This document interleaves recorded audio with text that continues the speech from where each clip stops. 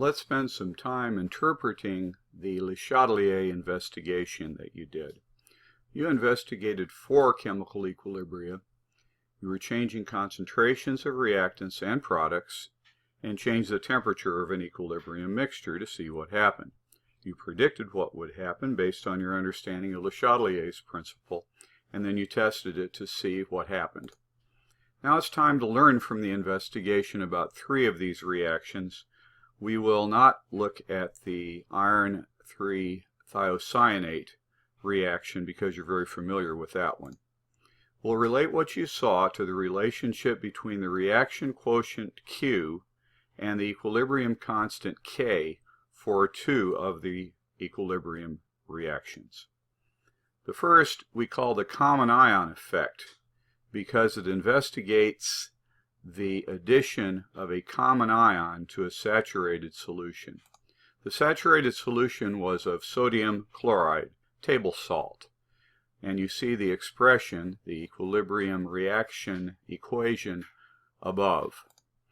No more ions can be dissolved in a saturated solution, so any additional salt that would be added would of course fall to the bottom and get into the equilibrium. You added concentrated hydrochloric acid, which provides hydrogen ions and chloride ions. It's 100% dissociated in water. This is the equilibrium constant expression. You will notice there is no denominator because sodium chloride is a solid and the concentration of a solid does not change. Q here is greater than K. We'll explain.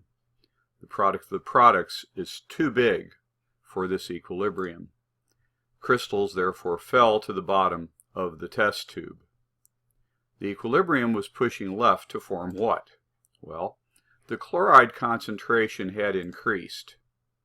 To reduce that stress and bring Q into line with K, the system took chloride and sodium ions and made more solid sodium chloride, reducing the product of products. You can see the increase in the sodium chloride amount, not concentration. And of course, this reduces the concentration of the sodium ion and the chloride ion. The crystals were, of course, the solid sodium chloride. So we didn't add sodium chloride, we just added chloride along with hydrogen ions, and that precipitated out sodium chloride solid. Q was brought into line with K because the reduction of chloride and sodium concentration brought the product of products, which is of course Q in this case, back into equal the K. Now let's look at the chromate-dichromate equilibrium. The chromate ion, CrO42-, absorbs light such that the solutions of the chromate ion are pale yellow to the eye. Likewise, the dichromate ion absorbs at a different wavelength and shows orange solutions. The equilibrium equation is here. 2 chromates react with hydrogen ions to form dichromate and water, liquid water. And the chromate, of course, the chromate ions absorb so it looks pale yellow. The dichromate absorbs so it looks orange. This is the equilibrium constant expression, product of products, and there's only one product with a concentration change, divided by the product of the reactants raised to their coefficient power. Now, adding hydrochloric acid, of course, increases both the hydrogen and the chloride concentration, but only the hydrogen ion affects this. The chloride is a spectator. So we increase the hydrogen ion concentration.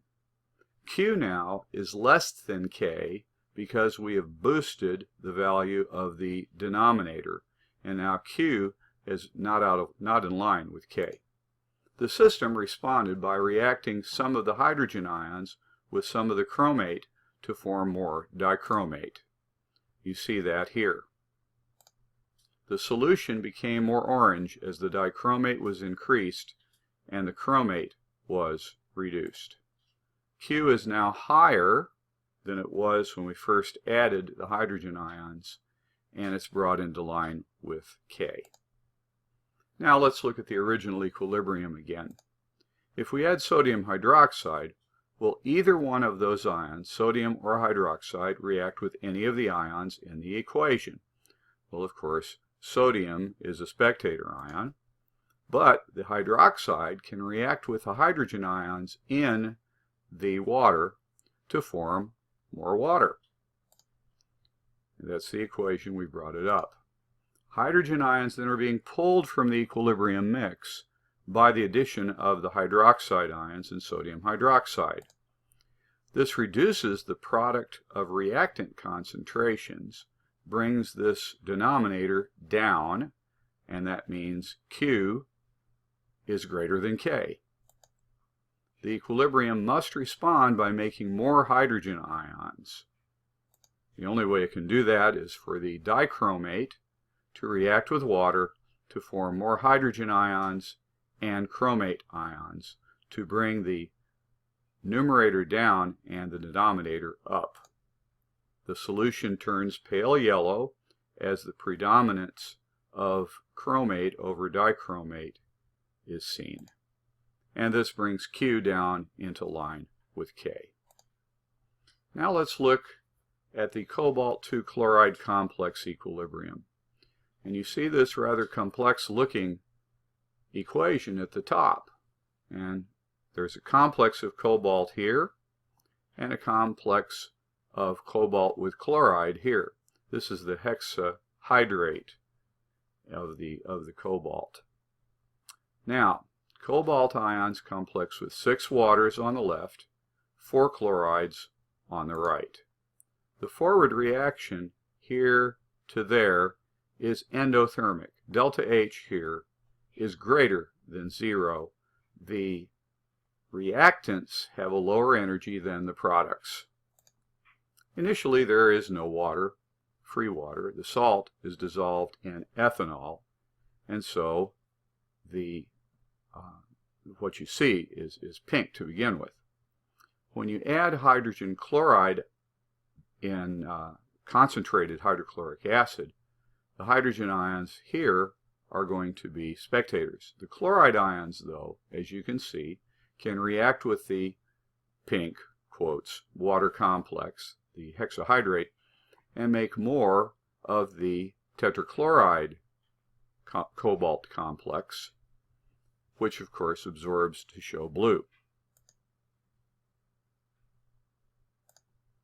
When you add water, remember there was no water to speak of in the initial mixture. When you add water, it reacts with the chloride complex, as you see here, and makes more of the water complex. Now, if you heat the equilibrium mixture, we know it's endothermic, left to right. The only way the system can respond to the addition of heat to reduce the amount of heat that's there is by taking the low energy cobalt hexahydrate complex and making the higher energy cobalt tetrachloride complex.